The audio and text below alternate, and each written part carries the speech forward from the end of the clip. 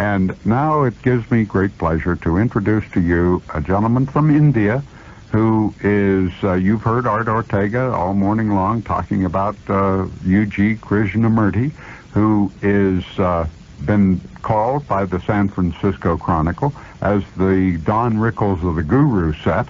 And Mr. Krishnamurti is a man who, among other things, I would say, has no belief system from what I have read about you, sir. And you believe Jesus Christ is a wayward Jew.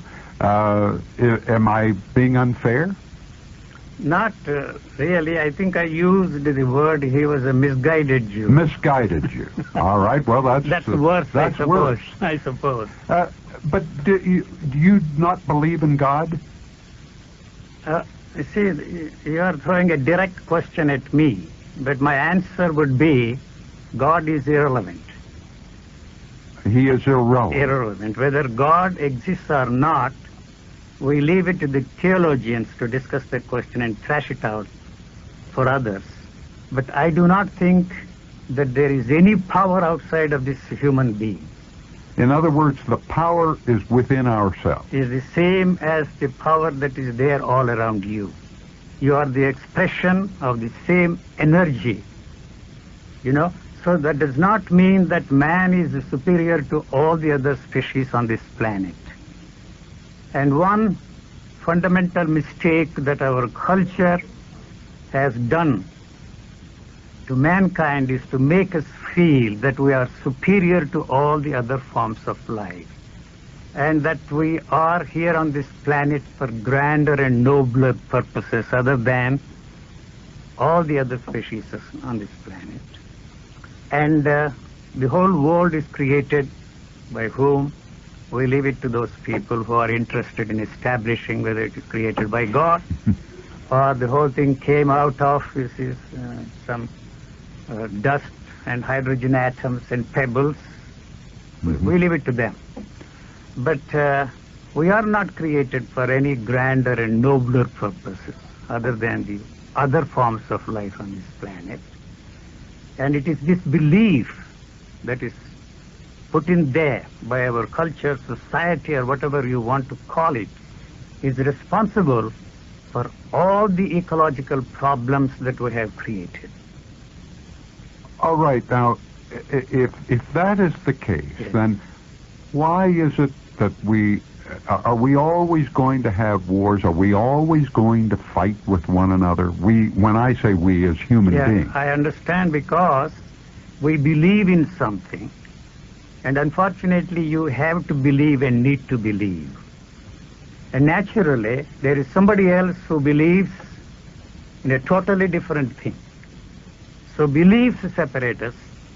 As long as you succumb to your belief, so long there will be wars.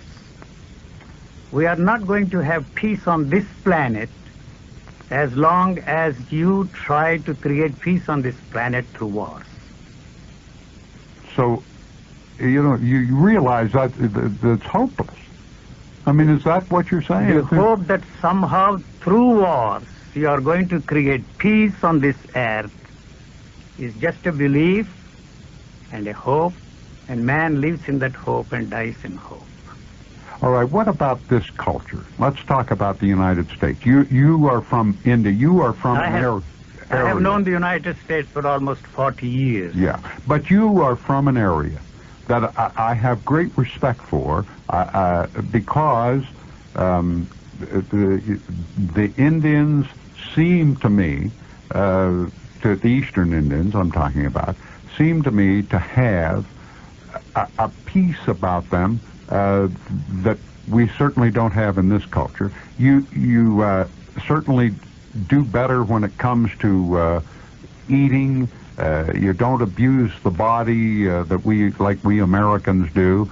I don't know. You don't. I realize that you say you don't look to this higher being or whatever it is, but it seems to me that Indians have had a peace that we don't know about in this culture, and we're not getting any better, it seems to me.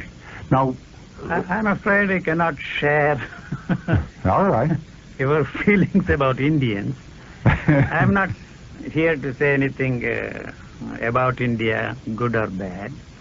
But I have lived everywhere, in every part of the world. And I do not see any difference in human beings. So people are exactly the same. You may believe...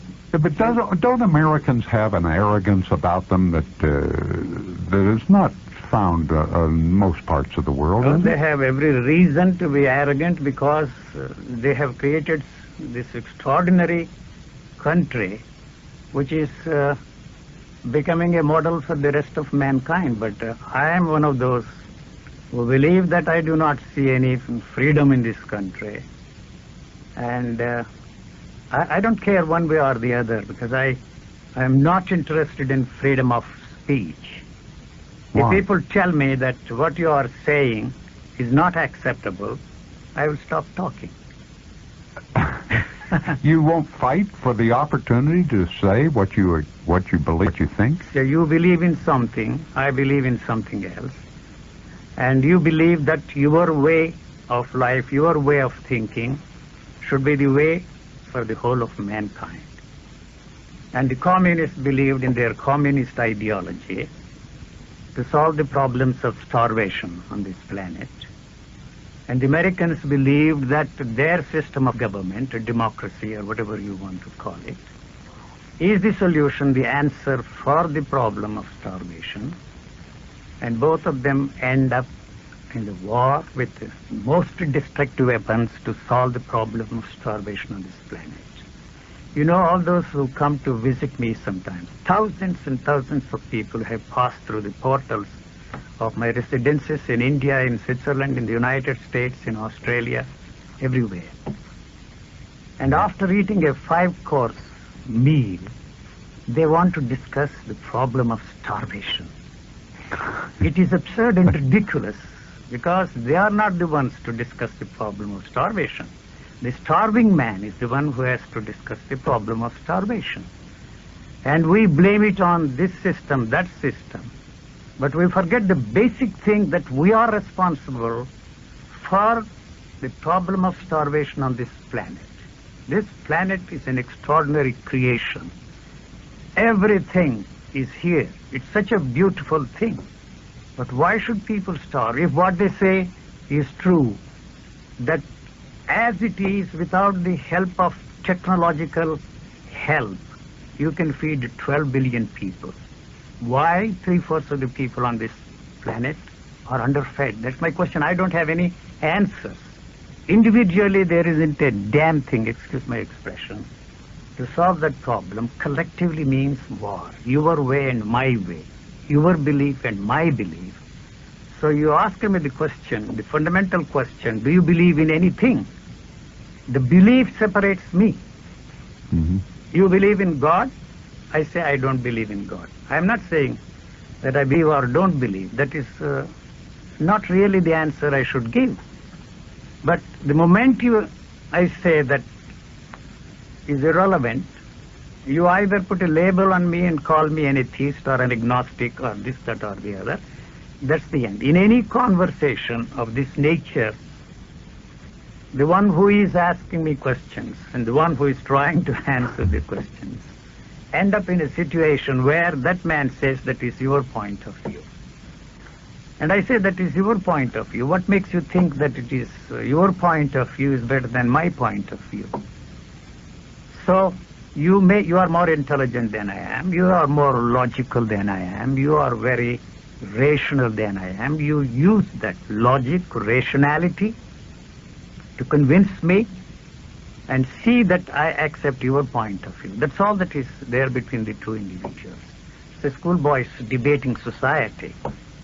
But as far as I'm concerned, I am not interested in converting you to my point of view because I don't have any point of view and you have no way of converting me to your point of view. So that's the end of dialogue. There you are, ladies and gentlemen. You can't argue with Eugene Krishnamurti because he doesn't believe in anything, you see. That's and it's a very interesting... Eugene Krishnamurti is our guest. And if you would like to discuss with this young man who is this 70. year 75 years old. You call us here at 345-7920 because, you see, I can't argue. He says that Jesus Christ is a misguided Jew. Is that correct? Misguided? A cheap politician. Okay. He does not believe in God, but he doesn't believe, and don't call him an atheist, don't call him an agnostic. Don't call me anything. Don't call him anything. He doesn't believe. Yes. So I don't know where to go to ask him. No, if you think that he is the Son of God and that he appeared on this planet to save mankind and create heaven on the face of this earth, good luck to you. Now, let me ask you. We are getting into a frivolous situation. Where were you educated in India? Yes, I was educated in India. I studied religion, I studied philosophy, I studied psychology, I did all kinds of things. Were you a lama? Huh? A lama? No. Okay. No. I was supposed to be a Brahmin, born to the Brahmin parents. I see. But I spent most of my life outside India. See, so I lived here several years, and then. Did you teach here? No, I was lecturing. That was past history in 1950s. I had a manager here. She arranged lectures, and they could not figure me out even in those days. Those were McCarthy's days. You remember that in 1955 to 60, and they could not figure me out. And I was making very bold statements. And Joseph McCarthy, you would have sent Joseph McCarthy right up the... No, he would have sent me to prison. Or he would have thrown me out of this country. Oh, yeah, but sure. I mean, he would have never understood Eugene Krishnamurti. I don't think anybody understands what I'm saying. And you may very well ask me the question, why the hell am I here talking? Do you still lecture around the country? No. I don't. You do no lecturing anymore? I do no lecturing. This is my 60th year of traveling. And very strange, I don't like traveling. I have never lived in any place for 6 months at a stretch. Is that right? Yes. Even in India? When you lived there, you kept moving around? No, I was moving, you see. Ever since I was 14, I think I have spent more time in the trains and in the air. Were you ever married? I was married, and my wife died a long time ago, and I have children, and my grandchildren are here in the United States. But I don't visit them, and they very rarely visit me. He's an oddball, his grandfather. And they told me that I'm very soon going to have a great-grandchild. And when my grandson, a 5-year-old grandson, calls me on the telephone and says, "Hi, Grandpa, why don't you visit us?" It sounds so funny to me. Eugene Krishnamurti is our guest. We'll be back in a moment on Talk Radio 920 KQEO. And we are talking to Eugene Krishnamurti, who is, as the San Francisco Chronicle has so aptly put it, the Don Rickles of the Guru set. He is a native of India, and he is traveling here in the United States, and we're fortunate enough to have him come into the studio. I realize some of the calls we've had already have not appreciated the fact that we have Mr. Krishnamurti on, who has stated that he feels Jesus Christ is a misguided Jew, and he does not believe in God. He does not believe, but he says, don't call me an agnostic, don't call me an atheist. And so you put your label on Mr. Eugene Krishnamurti. Maxim, you're on the line with Eugene. Yes, good morning, gentlemen. Good morning. Good morning. You know, I realize that most wars that we've had on this planet are the direct result of what someone believes. And the irony that I see in that is that when you ask them just what it is they do believe, they say it's, well, don't kill, let's get along with everybody, and let's make it work. And yet, religion has somehow become this great sword that has struck down so many hundreds of thousands of lives. Yeah. Be it Jewish, Christian, whatever. Somehow religion, I think of Salman Rushdie, you know, for whatever reason, it seems that these gods that a lot of religions set up somehow turn against them and cause them to kill each other in the end. I myself am what one might call a New Age Christian. I do believe that Christ had some good messages to give us. And unfortunately, most Christians seem to have missed it, in that it's sort of live and let live, and forgive and let's go on from here and let's all make it work. From what I could see, Jesus Christ didn't want to establish churches as we have them, or organizations of any kind. He was just a guy who went around pretty much minding his own business and accepting people for what they were. I don't see him as misguided. All right, you see, I did not invent the English language, and I don't think I can speak the English language as well as you people do.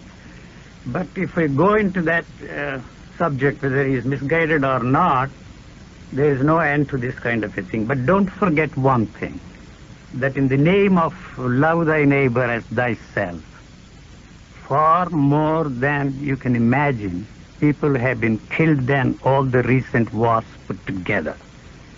So it's better for us to leave all those things to themselves and find out answers, if there are any, for the problems we are confronted today. So if you go back to Jesus in this country, or back to the great traditions of India, we are not going to solve our problems at all. So we create more problems. You believe in Jesus, they believe in Muhammad, the Indians believe in Buddha, the Indians believe. They have 33 million gods, goddesses, and godlets. Each one created God in his own image. And they even have temples for the dogs, for the pigs, for all and every kind of a bird. You see, we create God in our own image. Whether God exists or not is irrelevant and immaterial. But we are facing a situation where those answers have not helped the people before. And what makes you think going back to this, that, or the other religions of the past can help us to solve the problems we are facing today? That's all that I'm saying. I am not against Jesus. I am not against Muhammad. I am not against any religion, but religion has failed us. I don't think it's religion that has failed us. I think God can be found in almost any religion. I think God is big enough to be everywhere. But one of the problems that I have is that those very religions that preach goodness and kindness are those same religions that are ignorant to some of the problems. All right, where is the need for you to create a new age group of people? Well, you just call it new age, but it is the old age people that are calling it a new age, and I'm afraid you will be far more destructive than the others who are responsible for the sorry state of affairs we find ourselves in today. I guess what I'm trying to suggest is that if people stuck with what they preach, if they practiced what they preached, we wouldn't have these problems, because basically all religions have the intentions of being good. Yes, how long would it take to practice what you preach? I don't know. Do they operate in your life, in your individual life? And then you wouldn't have to preach a thing? Well, I guess I'm suggesting that religion in itself is not bad. It's simply that we're not practicing what we preach. You don't practice because you are just preaching. You are. I guess that's what I'm suggesting, is that the religion itself is not bad. I'm not saying it is bad. It has not done its job. Don't forget that your political institutions is nothing but a warty outgrowth of the religious thinking of man. I was just going to say, Maximin and Eugene Krishnamurti, I was just going to point out that even in the political parties that we have, they're all good, but the individuals in them only practice what they feel is going to benefit them, and it ends up not they or whatever it is not being good, but it's not because of the system, I don't think. It's because of how they perform. I think that's the same thing with religions and churches. I agree. But what you are doing here is trying to separate the believer from the belief.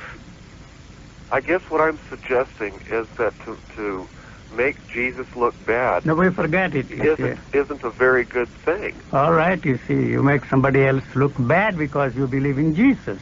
Well, what I'm saying, What I'm suggesting is that he lived a rather exemplary He lived life. 2,000 years ago.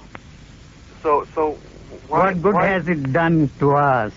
Well, he led a good example. Good example, obviously not a good example for the mankind.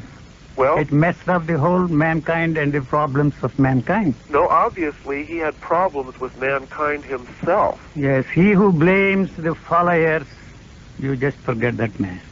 Something wrong with the man who preaches, and what he preaches does not seem to operate in the life of the individual who is preaching. Well, I Eugene? don't think we can make him wrong for what he preached. Oh, okay, Maxim, we got other callers here, but I appreciate it. Thank you. Oh, you bet. Guy, you're on with Eugene Krishnamurti. Sir, and Colonel. I guess I want to reiterate in a different way what the previous caller was saying. I'm a Christian, and I don't feel that Christianity is that. I can't speak for other religions, but I don't feel like it's really been truly tried by everyone. And I don't think it's up to me or to anyone to judge a religion as to whether it's succeeded or not. I think it's presumptuous to do that. Yes, but what we are today speaks volumes. What's that? He says what we speak today speaks volumes. Well, what does that mean? You know? So it doesn't mean we just quote a Bible, that's all. So what? We've just preached something that does not operate in the lives of the people. Well, I disagree If with you that. believe, if you disagree, I disagree. That's fine. No, but I am not anti-Christ. I am not against Christianity. If you want to save mankind, good luck to you. That's all that I can say. Well, Godspeed. when you tell me what you're not for, can you Yes. tell me what you are for? I am not for anything because every system is responsible for the tragedy of mankind. You If think- you still believe that that is going to help mankind, So you don't believe in anything? Is that That's right, Guy. And so now I want you to come over here and try to interview him. Whew. Well, I think it's easy to say that. it's far I'm a easier very- for you to defend something that does not operate in your life. Well, it does operate in my Of life. course not. Why do you have to quote Jesus? I'm sorry, what? He says, why do you have to quote Jesus? Why do you have to quote Bible? You know, one Because of I- your because I writers, believe it. Emerson, said, Because I believe if it. you want your neighbor to believe in God, let him see what God can make you like. That's right. You And don't I have to try talk live- about God. Wait. Preach what God is all about. Well, go ahead, Guy. What I was going to try and say, as my neighbors will probably attest, I Yes. treat them in the most Christian way that I can, and I try and treat everybody else in the same manner. Yeah, the And by Christian my- way. Wait. Yes, go By ahead. my example, I hope over a period of time, Period they of will time. look at it themselves in terms of how they might live their lives. And by the way, they treat me in a very, I don't know if they would call it Christian, but in a very concerned and caring way. The very label they put on you destroys the possibility of creating a peaceful atmosphere in this world. No, I think labels are nothing more Oh, than certainly, tools. you are a Christian, somebody else is a Muhammad, and you are no different from all those fundamentalists who want to kill everybody because you are not a fundamentalist. That applies to the politicians too. Well, I have some concerns about fundamentalists. You're the first one to ever label me as a fundamentalist. I don't believe in labeling anything and anybody. Oh, but I hear you doing it constantly. You are not listening to me, you are listening to yourself and your Bible and your Christianity. No, I'm listening to you, sir. Oh, no. Okay, have a good day. Thank you, Guy. And we'll be back with Eugene Krishnamurti on Talk Radio 920 KQEO. Now, we're back to Eugene Krishnamurti here in the studio. And Reggie, you're on the line with Eugene. Thank you, Art. Good morning, Eugene. Good morning. I was sitting here listening with great interest to you, Eugene. I'm not quite sure where you're coming from, if I can put it that way. Now, for instance, you talked about this man, the Christ, who is down that Jew or whatever, and that's your privilege, coming from an Indian culture. But the thing is, where was this wonderful style of life that you're more or less inferring that was around before he came to earth, or others like him, Muhammad, whoever? No, Muhammad came after Jesus. Yes, that's right. Okay, well, any of these... And before that, Buddha came. Yeah, okay, well, what about Buddha? When Buddha came to earth, where was this wonderful lifestyle? What lifestyle? He was the one who invented this proselytization, conversion of people. Right. And created organization. Mm-hmm. You see, all these people, Buddha, Jesus, Muhammad, the great spiritual teachers, Yep.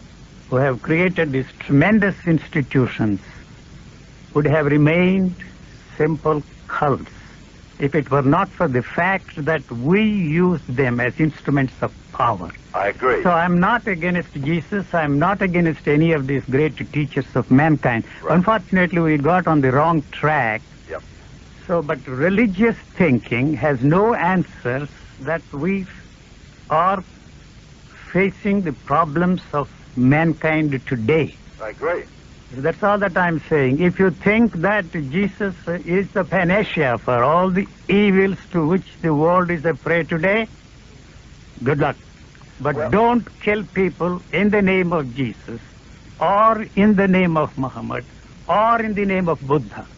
Buddha symbolized non-violence when it spread to Japan. You know, the monasteries maintained armies and supplied them to the rival kings. Yes. So the moment the teacher's teachings are used by the state as an instrument of power, we have created all these problems. You're absolutely correct. I couldn't disagree. There's just one thing I might add, Eugene, if I may. Irrespective of religions or anything else, and incidentally the question is, what religion is God, just by the way, which I'll leave to hang by. But no, because God is the ultimate pleasure. Exactly. And what you are interested in pleasure, and to have the pleasure on a very permanent basis. Well, it depends on your definition of You pleasure. are not, of course, it's a definition, and you will have another definition. Now, God is love, and love can be pleasure, certainly, but that's not what I'm on about. Finally, I would say this. The sword of the Spirit is the Word of God. Yeah, but what do you have to say? I don't care what the Bible says. What do you have to say? That's far more important than all the scriptures that we have. It is not just the Bible. It is philosophy and other subjects. That the is sword, the eternal sword, the great sword of the Lord, if you like. The sword of the Spirit is the Word of God. The only prophet or teacher who claimed to carry the sword was Jesus Christ. And you can wrestle with that one. They used the sword so well and killed more people than you can imagine. Dom, you're on the line with Eugene, Krishnamurti. Hi there. Hi. We're having a good time listening to you, my wife and I. And the first thing we want to say is we do not want to defend Christ, and we do not want to defend Christianity. And we don't want to defend Buddhism or Hinduism or anything else, because we agree with you. They're not worth defending. Christ and Christianity have had 2,000 years. We followed gurus. We followed a man who founded what's called macrobiotics. Oh, boy, that's the worst. And that's, well... That's the worst. Well, in my experience, it's the worst. You know that guru. I'm not as old as you. You know that guru who preached the macrobiotic diet. He's a crazy man. And he was a crazy man. He is where he belongs, 6 foot under. He died at the dining table preaching the possibility of preserving the bodies forever. Would you believe that? He blew the top off his head drinking alcohol. He's a crazy man. You know all this macrobiotic. You know, I would like to come and follow you, but I know that's the most foolish thing of all.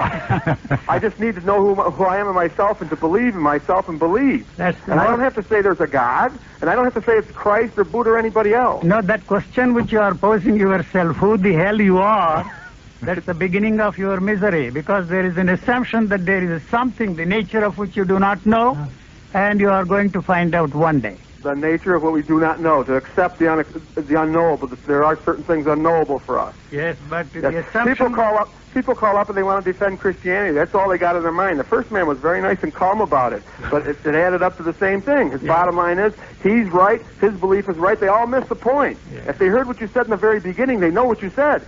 No beliefs. You can't be a Christian, you can't be a Muslim, you can't be a Hindu. You can't be a Democrat, you can't be a Republican, you can't be a fundamentalist, you can't be a Jerry Brown, you can't be anybody. All right. What are we going to do? Pardon me? What are we going to do, Dom? we're going to do it individually. The man is telling you, knock off the belief. All right. You know, having wars for peace. Now, this is an old hippie slogan, and I never had long hair and pigtails. I'm 51 years old. I miss the hippie kingdom, okay? But they had a slogan, and I haven't heard it lately, but I still remember it. It was having wars for peace is like, and they use the F word, you know, having intercourse for virginity. Now, but what happened to all of them? They're all working in the banks and the IBMs and AT&Ts and the MCIs. They're all part of the establishment today. Yeah, they all became part of it. It worked for a while. Yeah. This Krishnamurti's got it. Don, what do you do? I work for MCI. Good. I'm 51. I miss the hippie generation, but I married a hippie. I'm 75. You see, you are a kid. She can tell me about it. I'm a kid, and you are a kid. I'm 75. Oh, Listen, I'm a baby. Listen, I'm a baby. Don, I probably traveled on the King March and traveled with the Beatles and saw your wife in the audience. I'll bet you did. I bet you did, Art. My wife has a prepared statement here. She says, I would like to call to tell you that I was born a Jew. This is my wife's statement. I have been a Buddhist, a Christian, a Catholic, and never found any of them to fit. What has worked to create peace in my life is to stop judging and to just be. Oh, that's pretty good. I'll tell you, that's pretty good. But are you still on that macrobiotic diet? No, we did it for about 10 years. It's a great big racket. We still use parts of it. No, I want to say it's not totally. We still use parts of it. We still see some validity in it. Not in Georgia Sour. That was the old guru. We raised 3 of our kids. We have an 8, a 10, and a 12-year-old. They're home birth children. They've never been to a doctor, never had inoculations, never had the flu, never... Are you still there? Yeah. Okay. Never had inoculations, never had earaches. That's supposed to be standard operating procedure. I came from a family of 5, and all my children, all my sisters, my nephews and nieces, my great-nephews and nieces, it's standard to get an earache. It's standard to have your earache becoming infected. We followed some natural principles. The man helped us out, but still he was crazy. We had to let go of him, and he used to say that anyway. Yeah. He'd say, take it all in and then discard it. And we did that, you know. And he did. He had a good time. He blew the top of his head off with alcohol, and he died at the dining table like the guru said. Okay, thanks, Don. You're welcome. Good talking to you. Eugene Krishnamurti is our guest. Are you, how long are you in Albuquerque? Another week, I think. Just a week? Yeah. Don't give my address. No, I won't give your address. They will all be there, all the Christians. But they want to, but see, people do want to hear you. I mean, I think people do want to hear you. Very few people want to listen. You see, they don't listen. They are listening to themselves. That's the problem. Yeah. You know? Has this been your experience, Yes. not only in America, but around the world? Everywhere. I don't see any difference between Americans and Russians or Indians. You know, the Indians have settled for that kind of a life. There is nothing that they can do about it. But the impression that you talked about, the peaceful atmosphere, the peaceful expression of their lives, is not so correct, I should say. If you would like to talk to this incredible man, call us here at 345-7920. I won't tell you where he's going to be in Albuquerque. He doesn't want to do that. And he is not giving any lectures or any speeches. I don't want to free anybody from anything. I have no message for mankind. You may very well ask me the question, why the hell am I here talking? Well, because a very good friend of yours and mine suggested it. Yes, and I thought it was a great idea, and I still do. Yes. And you know what is wonderful about this country is that we can sit here and talk the way we've talked this morning. People can call in and talk the way they have talked, because that is something great, in my opinion, that can go on in this country. I have had this kind of talks in Holland, in Australia. Yeah, but you couldn't have done this in Moscow a year ago. Probably very soon they will follow your example. And you couldn't do it in Cuba today. I have no reason to go to Cuba. Jim, you're on the line with Eugene Krishnamurti. Oh, I'm surprised I got on so fast. I just called. I have to agree with Eugene.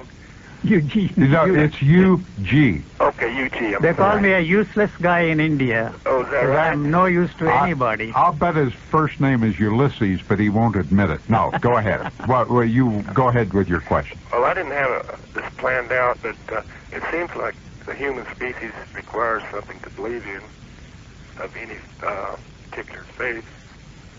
And I've always questioned everything around me, and it is a hard road to live the way I do, because it seems like we do need something to lean on. Yeah, but why are you so concerned about the future of human species? For all we know, human species may be the virus on this planet. Yes, whatever is created has to be destroyed. You see, probably the thinking of man will wipe out everything. I don't know. I am not singing the song of doomsday or any such thing. But you're saying that we will not continue to exist. It will be destroyed. Why should we continue to exist? Yeah. Many forms of life have disappeared. And what makes you think that we are going to be here forever? Well, I never believed everything that is created has to go. I say very often to the people that body will be more useful to nature dead than alive.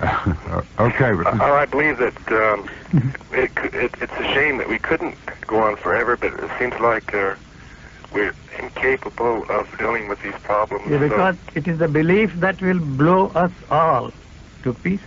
Maybe nature will take care of us. But what is nature? Nature, like AIDS, starvation. Nature has created the bounty for us. What's the problem? You and I are responsible for creating this problem of starvation on this planet. That's correct. I think that's going to be the ruling factor in controlling the human species. Yes. Well, we're incapable of seem to be solving our own problems. I think. I don't you think we'll destroy ourselves with the environment. We'll destroy the environment. Yeah. Now maybe mankind, or if that's what we're going to call it, then will survive in some other form. Yes. Because of what as species has changed because of environment. But we are really headed headlong into destruction of our environment. Maybe we have arrived at a point where there is no way we can reverse anything. You see? I'm no prophet of doom, but... but he is. But, if we didn't have a religion, we'd have some other form of... Politics is a warty outgrowth of the religious thinking of man. Well, just to be able to analyze everyday life, we seem to deny things that face us, and we hide from reality, and some of us use religion for that purpose, or just our human nature is to deny things around us. Hey, thank you very much. I'm sorry, I hope I made Thank you. No, that's all right. Thank you. Thanks a lot now. Call again.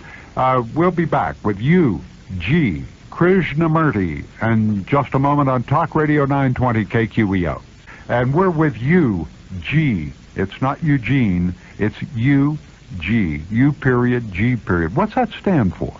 That's some name. U stands for the name of the family where my ancestors lived. Probably it is the name of some village. I see. And G is the middle name.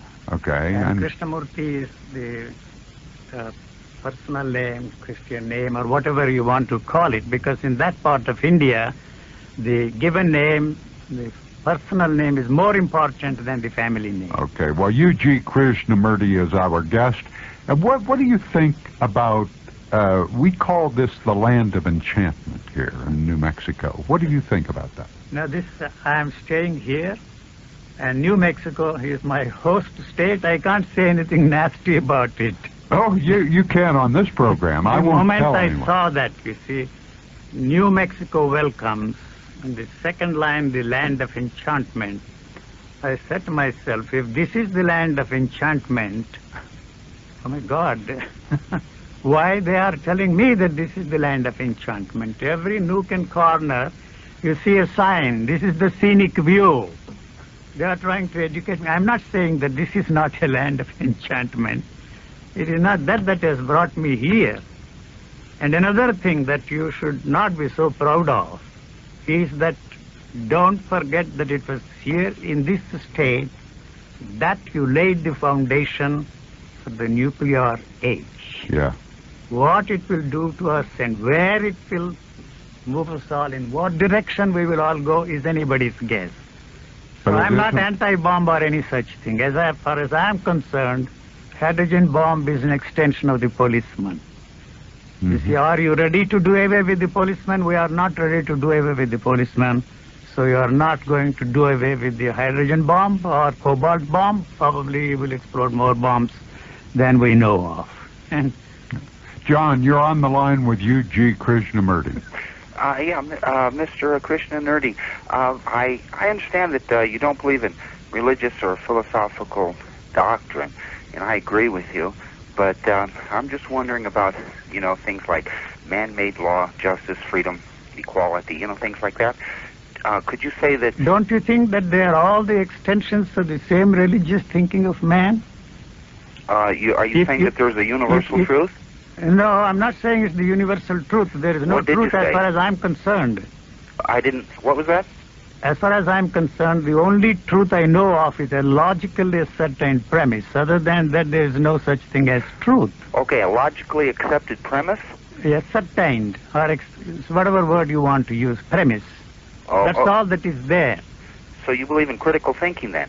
No, I don't believe in thinking at all. It is the thinking that is responsible for the tragedy of mankind. Thinking is responsible for the tragedy of mankind. And thought is born out of the demand to control your life first, to control the world around you. That's the reason why I maintain thought is fascist in its birth, in its content, and in its expression. Sorry? Is it Tom? John. John, I'm sorry. You see the job I've had today trying to... Yeah, I do. I see why he moves and he can't get back with his family. Well, thank you very much, John. Thank you. Okay, Bye. It's good talking to you. All right, Eugene Krishnamurti, our time is up, and I wish we had many hours left because it has been enjoyable, and I invite you back to the land of enchantment, whether you agree I will with it or certainly not. come to the land of enchantment as long as you provide me with the crema mexicana, which is the major ingredient of my food. Thank you. Thank you. I'm plugging in for stage.